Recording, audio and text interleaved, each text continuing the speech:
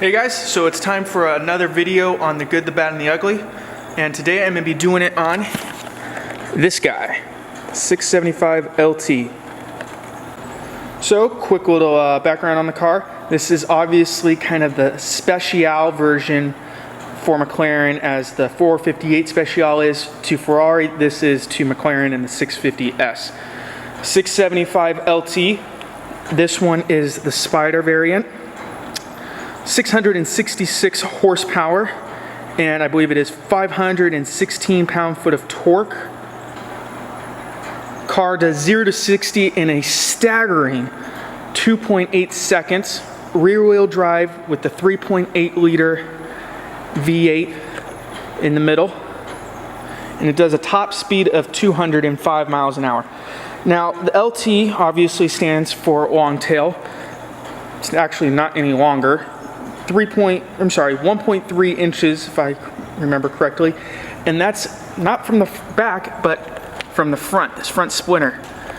Now, this car is in Napar green, which was pretty cool because this is only for the LT. It doesn't look really good right now on the camera.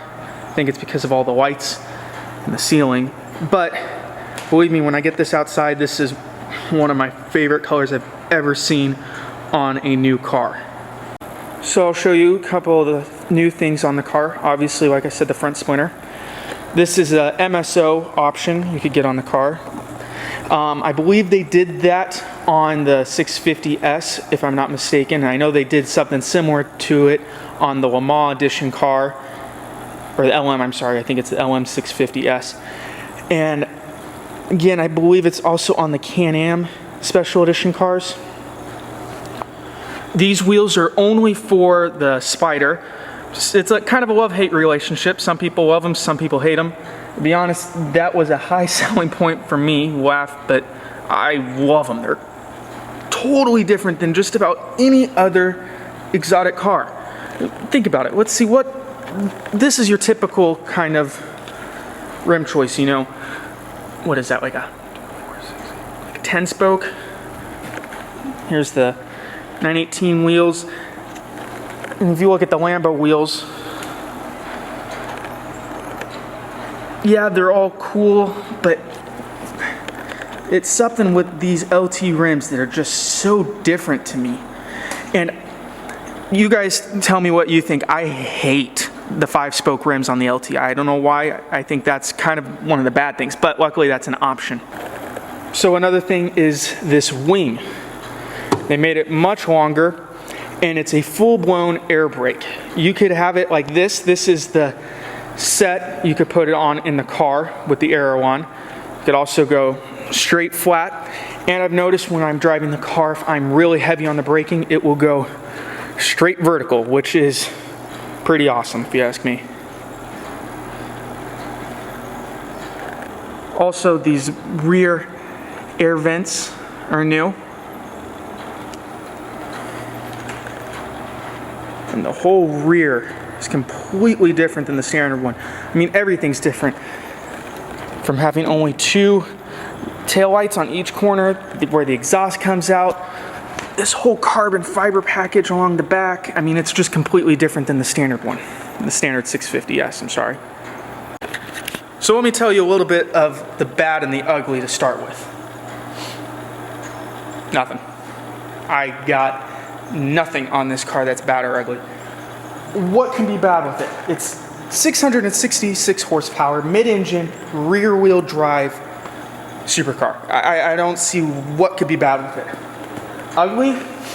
I don't think there's anything ugly about it. It's beautiful, it's sharp, it's just, it's a go-kart. It really is a go-kart. And when I start driving it around, I'll tell you a little more about it, but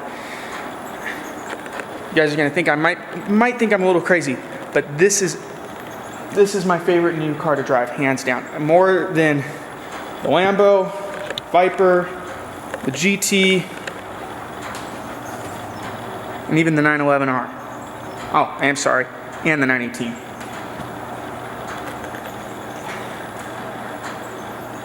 You always hear the dealership saying, oh, the car's gonna be great, blah, blah, blah. Well, every dealership's gonna tell you that. Every sales guy's gonna tell you that, right?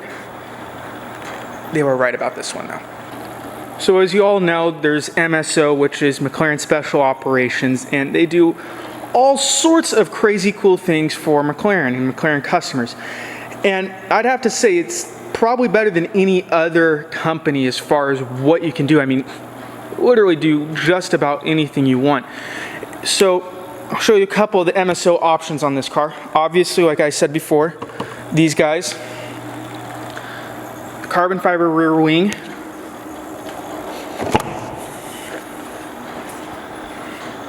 and the green stitching with the green LT logo.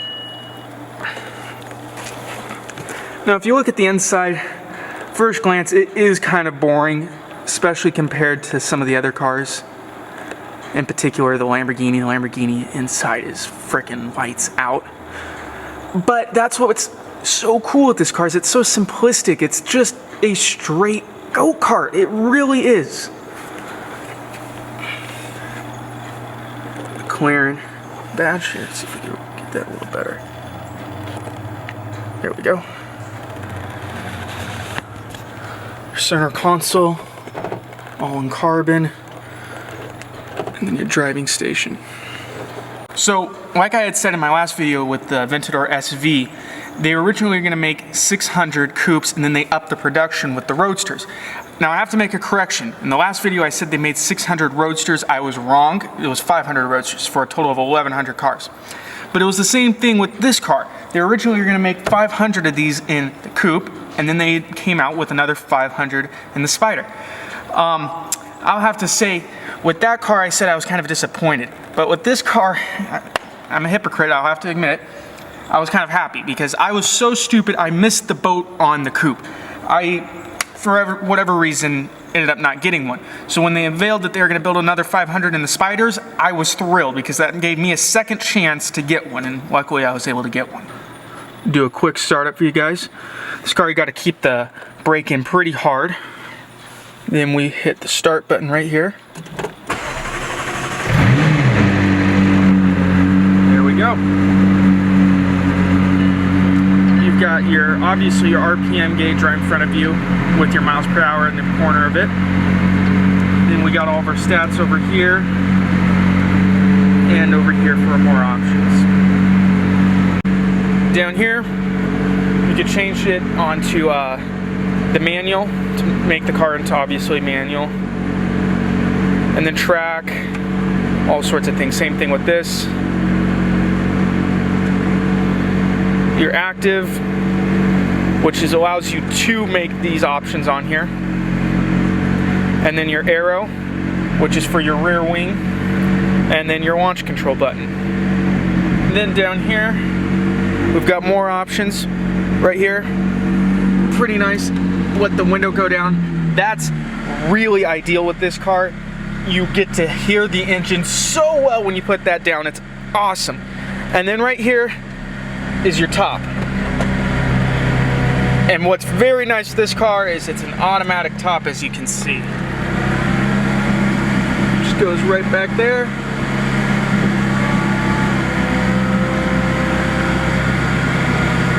Boom, done. Look how fast that was.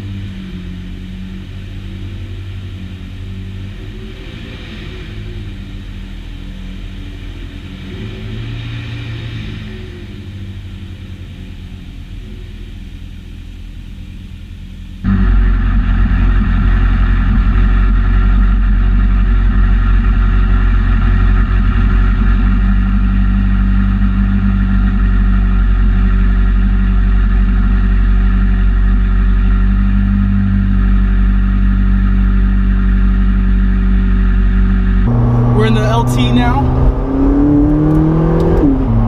And I did remember there is one bad thing with this car. Only one.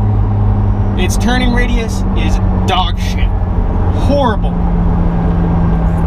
But that's the only thing. I mean, what's the big deal with the turning radius? The car's meant for the track, that's why it doesn't turn very well. But that's really my only complaint with it. So if you want, you can turn the video off, since you already know there's only one bad thing with it. Or you could continue watching and I can tell you all the great things with this car.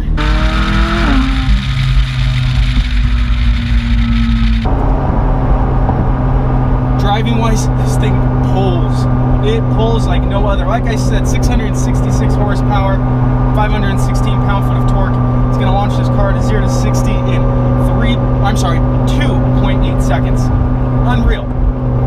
What's crazy though is that sub 3 is now kind of like the new, not normal I should say, but that's like the standard, if you will, the expected on a fast car.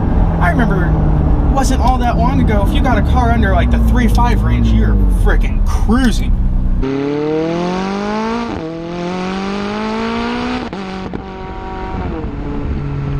So some of the good things. When this car is warmed up, when you get on it and you shift up, oh gosh, it gives a great backfire pop. Let's see if I can get it right here. Not yet, it's not warm enough. The car handles terrific. Only thing is right now I've got the wing brake up. Why not? It looks freaking badass. But when it's up, you can't see shit out of the rear. And overall, you can see pretty well in this car. Some of the modern cars aren't all that great to see out of. This one's not too bad. Car does have a lot of road noise, but that's okay with me. It's a track car. You guys got to keep this in mind. If you want to get a nice sports car, supercar to drive, you buy like the 650S. You don't go out and buy the freaking track edition that's meant to do insane things like this does. And as far as its competitors go, all of its straight up competitors, let's think here. You have the GT3 RS, the Lamborghini Aventador SV, and the 458 Special. To me, it blows all of them out of the water.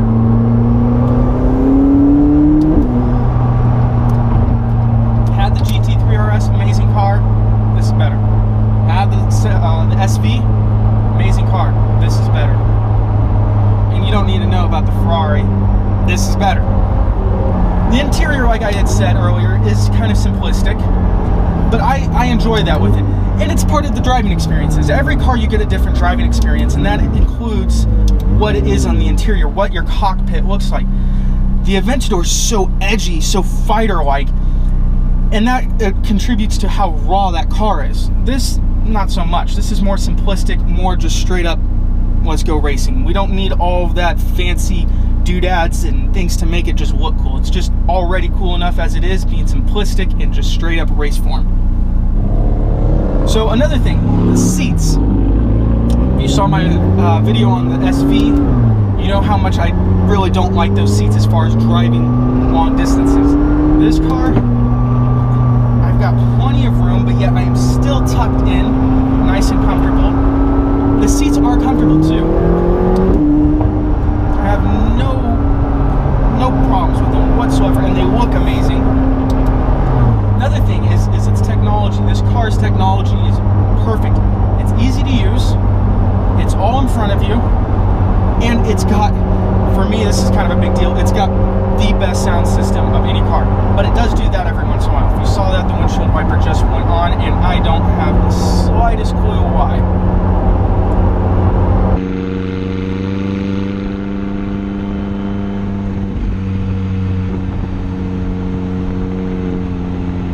So this car compared to the 650S, how does it compare? Well, already the investment is light years different. As you know, this is an investment grade car, and they have either gone up in value from the base price or at the same price of the sticker, where 650S's do this.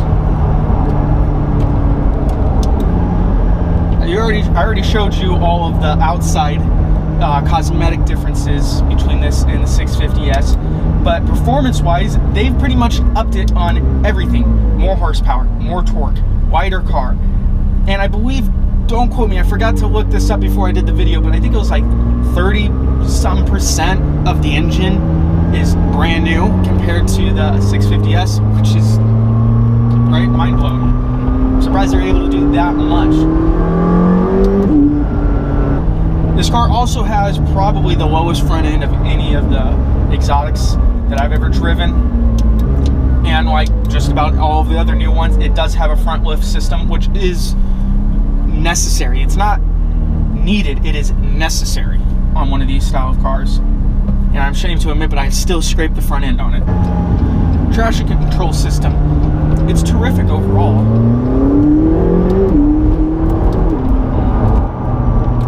It really is. If it's cold out, it will keep you in line. It will keep the revs down. The computer really has a lot to do with this car. And you can turn everything off and just go full balls out if you want to. Something else that's kind of interesting is they've got, I don't know if you can see right here in the video, here. Right here. It's got a little hole in the seat. So if you have your phone, your wallet, whatever it may be, falls down there and, well, then it slides around forever. But McLaren thought of this beforehand, so they put a little pouch right here. As you can see, I got my wallet down there, which is just shows you how far they think of every little detail. And I believe McLaren said that everything on their cars serves a purpose. I know that is the case with the new 720S. Everything on their cars serves a purpose. They don't do anything just for looks, just for styling. It's got to serve a purpose, which is very, very cool. It shows you that they are not only a sports car company, but in reality a very technologically advanced sports car company, a technical company. I was never necessarily a McLaren guy. As you know from my other videos, I'm a Ford and Porsche guy. That's my nature. Was never a big fan of the MP4. Never really a big fan of the 650S. P1 was cool, but I got the 918 obviously, so I like that more. So there really wasn't a heavy push for me from McLaren. And like I said earlier in the video, yeah, obviously dealers are going to tell you that the car's great, the car's like nothing else you've ever driven, blah, blah, blah. They were right though. I mean, this is really on a next level type thing.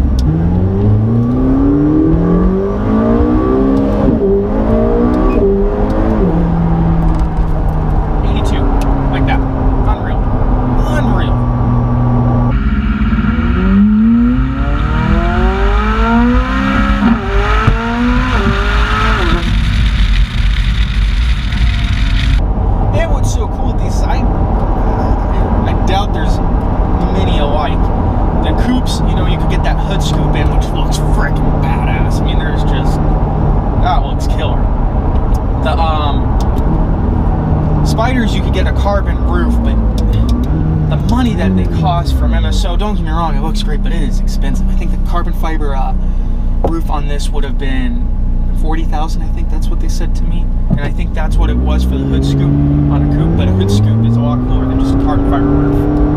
And I'd be curious to see what you guys think as well. What do you like more as far as looks go, the 675LT or the new 720S? Let me know in the comments.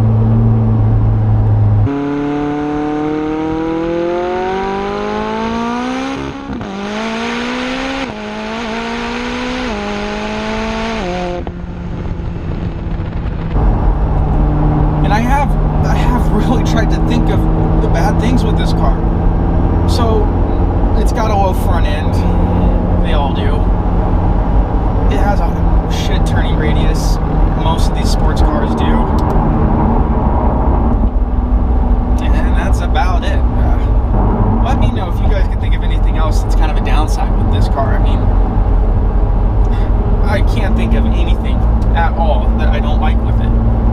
Or that I should say is horrible besides those two things. It does have a 7-speed gearbox. It seems like majority of the cars are going that way now. In fact, now that I think about it, almost all of the sports cars are 7 speeds. Lambo is, Ferrari is, Bentley is, Corvette is, and really everything is. Let me know if you guys think of anything that's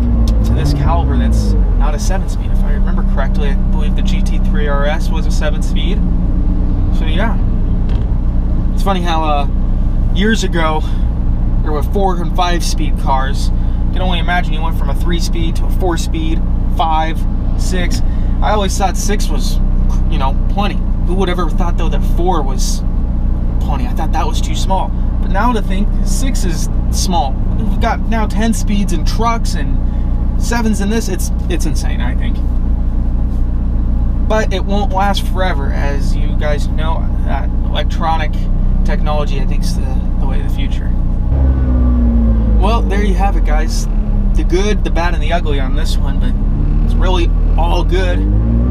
2 little bad things and no ugly at all. And I'd have to say this is my favorite of all of the modern supercars. So, until next time, guys.